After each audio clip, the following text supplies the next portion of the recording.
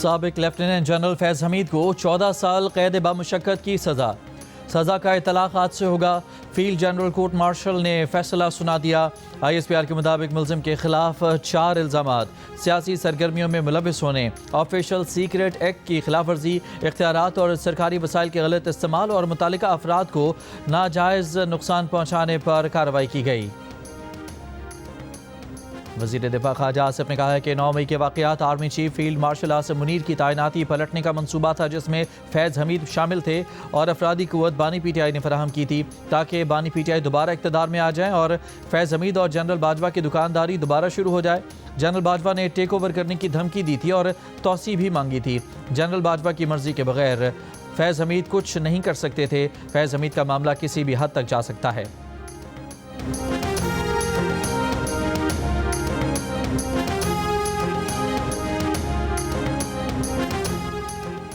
Chairman Peoples Party Bilawal Bhutto Zardari نے سابق lieutenant general فیض حمید کی سزا کو تاریخی فیصلہ قرار دے دیا۔ کہا بانی PTI اور فیض حمید دونوں اپنے وقت کے فرعون تھے۔ بانی PTI طاقت کے نشے میں دھمکیاں دیتے تھے، جنرل فیض نے طاقت کے نشے میں اپنے حلف کی خلاف ورزیاں کیں۔ مکافات عمل ہے کہ آج بانی PTI خود جیل میں ہے اور جنرل فیض حمید کو سزا ہو چکی ہے۔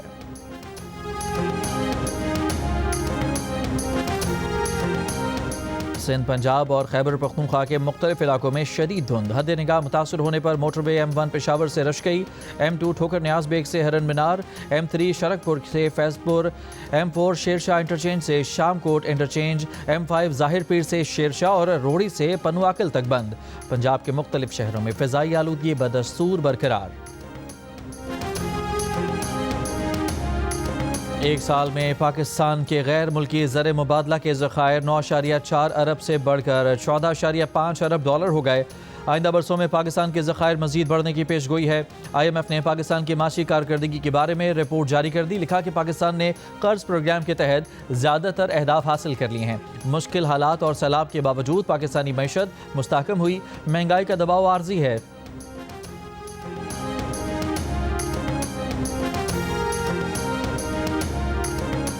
وزیراعظم شہباز شریف کی اشکاباد میں ترکمانستان کے صدر سے ملاقات۔ وزیراعظم کا 2 طرفہ تعلقات بالخصوص تجارتی اور اقتصادی روابط مضبوط بنانے کا عزم۔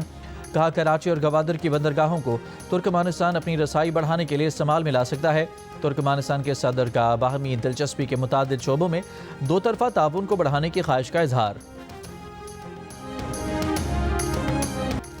امریکی حکومت نے پاکستان کو F-16 لڑاکا طیارے اپ گریڈ کرنے کے لیے 686 ملین یعنی 68 کروڑ 60 لاکھ ڈالر کے پرزوں اور جدید ٹیکنالوجی فروخت کرنے کی منظوری دے دی۔ جدید ٹیکنالوجی کے ملنے سے پاکستان کے 75 F-16 لڑاکا طیاروں کی جنگی صلاحیتوں میں مزید اضافہ ہوگا۔ کانگریس کے پاس ٹرمپ انتظامیہ کے اس اقدام کا جائزہ لینے کے لیے 1 ماہ کا وقت ہے۔ ٹرمپ انتظامیہ کے اس اقدام سے پاکستان کو انسداد دہشت گردی کی کارروائیوں اور آئندہ ممکنہ ہنگامی صورتحال کی تیاری میں مدد ملے گی۔ لندن ہائی کورٹ کے حکم کے بعد یوٹیوبر عادل راجہ نے بریگیڈیئر راشد نصیر کو بدنام کرنے کا الزام تسلیم کر لیا۔ لندن ہائی کورٹ نے عادل راجہ کے لیے 2 وارننگز بھی جاری کر دیں۔ جج نے فیصلے میں کہا کہ عادل راجہ نے عدالتی احکامات پر عمل نہ کیا تو توہین عدالت تصور ہوگی۔ عدالتی فیصلے پر عمل نہ کرنے کی صورت میں جرمانہ، جیل کی سزا اور اثاثے ضبط کیے جا سکیں گے۔ عادل راجہ کا کہنا ہے کہ ہائی کورٹ نے انہیں 9 اکتوبر 2025 کے فیصلے میں راشد نصیر کو 50,000 پاؤنڈ ادا کرنے کا حکم دیا ہے۔ عادل راجہ نے یہ بھی کہا ہے کہ 14 اور 29 جون 2022 کے درمیان انہوں نے راشد نصیر کے خلاف متعدد ہتک آمیز الزامات لگائے۔ ان کے پاس ان الزامات کا دفاع نہیں ہے۔ عادل راجہ نے مکمل فیصلے کا لنک بھی شائع کر دیا۔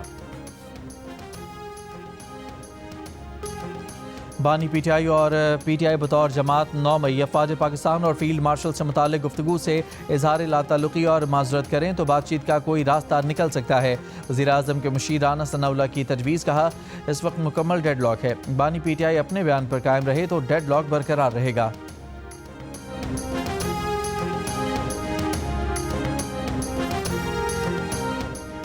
جنرل فیض کو 14 سال سزا قانون کی بالادستی کا واضح اظہار ہے۔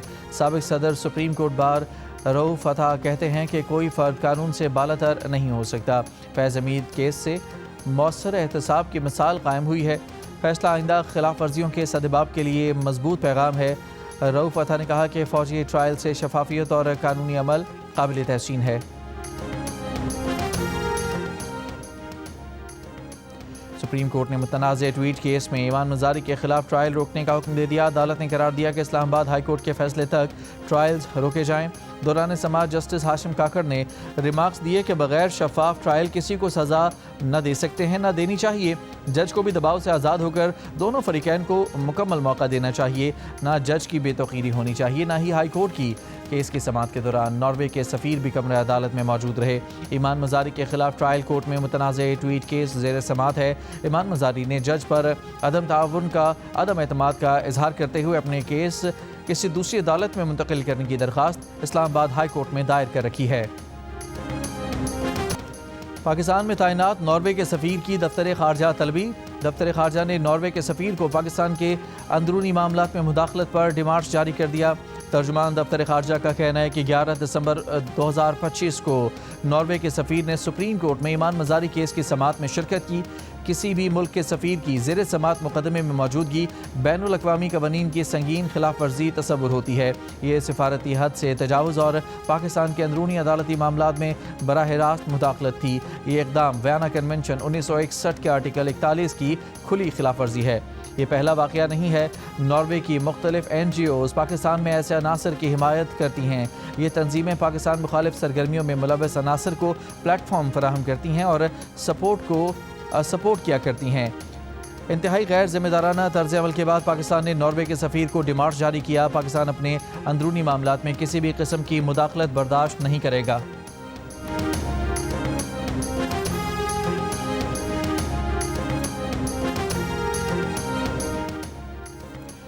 वज़ीर आला पंजाब मरियम नवाज़ का पंजाब आमद पर चेयरमैन पाकिस्तान पीपल्स पार्टी बिलावल भुट्टो ज़रदारी को खुश आमदीद। कहा, पंजाब आपका घर है, आपको हमेशा इज़्ज़त और एहतराम मिलेगा। मरियम नवाज़ का बिलावल भुट्टो ज़रदारी के लिए नेक तमन्नाओं और दुआओं का इजहार।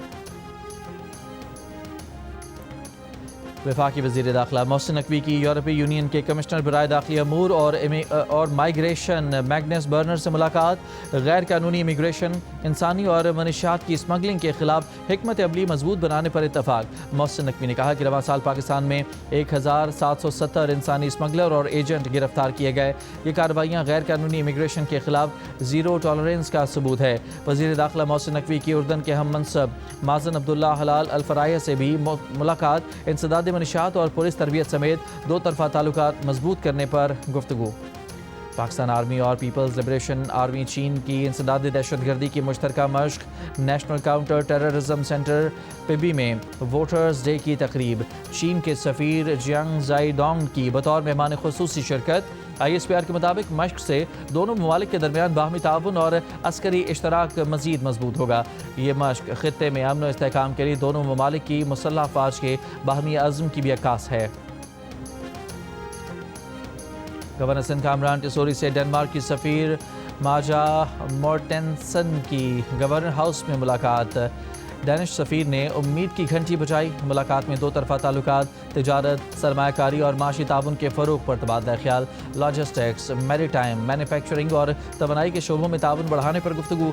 गवर्नर सिंध ने कहा कि डेनिश कंपनियों की पाकिस्तान में बढ़ती सरमायाकारी खुशाइंद है। एलामिया के मुताबिक डेनिश सफ़ीर ने कहा कि गवर्नर सिंध के अवामी फलाही इक़दामात मौसर, काबिल तहसीन और माशी बेहतरी के लिए नहायत मुस्बत हैं।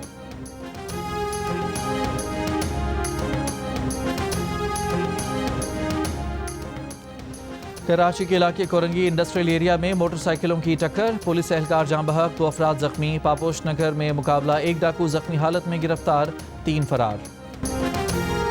अमेरिका का वेनेजुएला के करीब पकड़े गए टैंकर का तेल जब्त करने का फैसला। तर्जुमान व्हाइट हाउस के मुताबिक टैंकर ईरान के लिए गैर कानूनी तरीके से तेल ले जा रहा था। टैंकर के अमले से पूछगछ जारी, शवाहिद भी इकट्ठे किए जा रहे हैं।